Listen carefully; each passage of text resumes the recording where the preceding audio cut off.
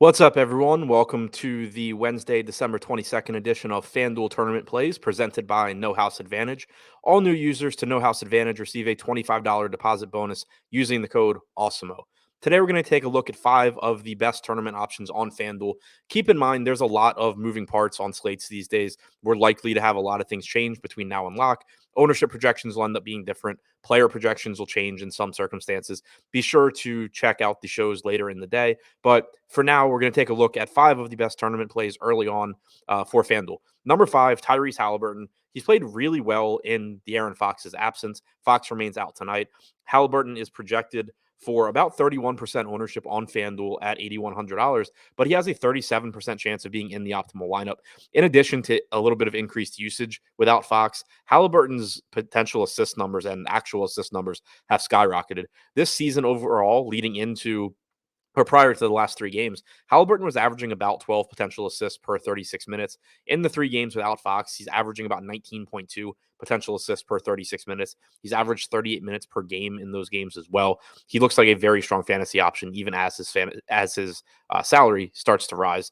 Number 4, Lauri Markkanen, only $4,900 on FanDuel, so he is picking up some ownership. He's projected for 22%, but he has a 29% chance of being in the optimal lineup. He has power forward and small forward eligibility, so you can roster him at multiple positions. He should see at least somewhat of a bump in production and also in playing time tonight with Cleveland being shorthanded. No Jared Allen, no Evan Mobley opens up some potential rebounds for Markkanen. He will still have to compete with Kevin Love for those boards, but I also think it's likely that Markkanen doesn't play all of his minutes alongside Love. So he projects well at only $4,900, and he's not getting quite as much ownership as he probably should. Number 3, Christian Wood, power forward and center eligibility. He's only $8,200, and he's only projected for 10% ownership.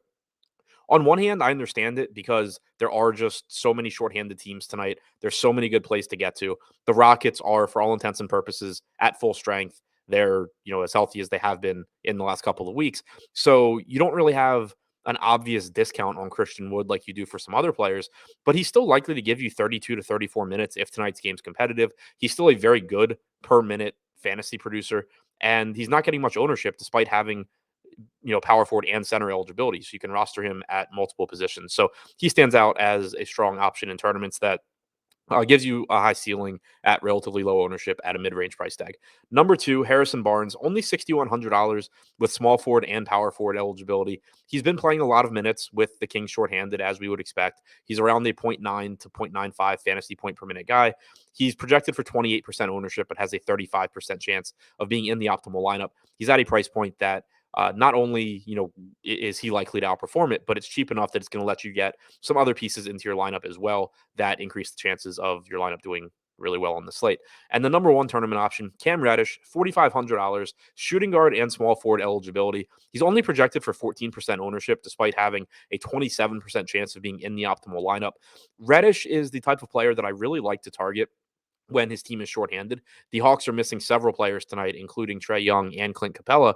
The reason that I like targeting players like Reddish is that they can defend multiple positions on the floor.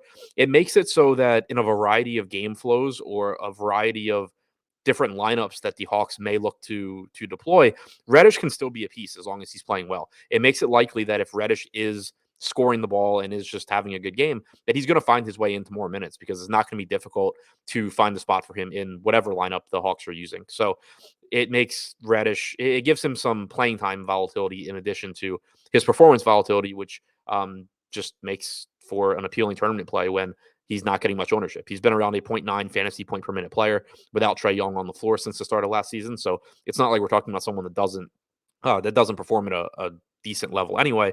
And there's certainly a chance that he plays a lot of minutes tonight. So to recap, the 5 best tournament plays on FanDuel: Tyrese Halliburton, Lauri Markkanen, Christian Wood, Harrison Barnes, and Cam Reddish.